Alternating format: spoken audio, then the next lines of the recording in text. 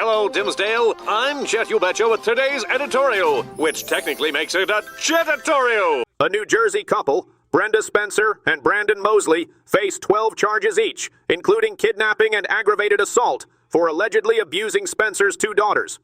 The older daughter, now 18, escaped on May 8th and reported years of captivity, physical abuse, and sexual assault by Mosley, who also faces additional sexual abuse charges. Both girls were removed from school and confined at home for years, with the elder forced to sleep in a dog crate and denied basic needs.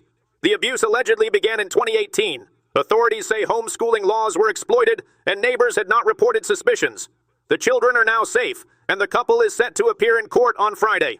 In other developments, a federal court in California ruled that the U.S. Fish and Wildlife Service acted unlawfully in denying Endangered Species Act protections for Joshua trees. The court found the agency failed to adequately consider climate change threats, using outdated data and only projecting impacts to mid-century. Environmental group Wild Earth Guardians, which sued the FWS, argued that wildfires and shifting climate conditions endanger the tree's future. The court instructed the FWS to reevaluate its decision using more comprehensive science. Though the FWS previously concluded the species didn't warrant listing, the court emphasized that young Joshua trees' survival under future climate conditions must be reassessed. The agency has not yet responded to the ruling. A heartbreaking news. Valeria Marquez, a 23-year-old beauty influencer, was shot and killed during a TikTok live stream at her salon in Zapopan, Mexico, shortly after receiving a parcel. Authorities are investigating her death as a suspected femicide. The incident has drawn national attention amid ongoing violence against women in Mexico. Just days earlier, a female mayoral candidate in Veracruz was also killed during a live stream. While not all female homicides are classified as femicides, a significant number are. In 2023, Mexico reported 847 femicides, with 162 in the first quarter of 2024. Human Rights Watch states that about 4,000 women were killed in 2023.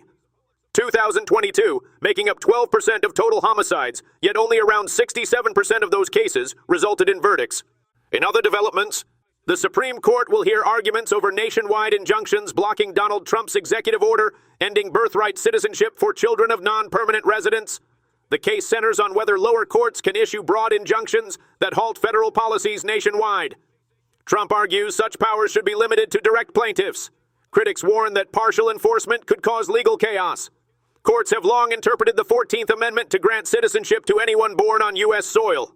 Federal judges have blocked Trump's order, calling it unconstitutional. The justices have not been asked to rule directly on the order's legality, though experts believe they may do so.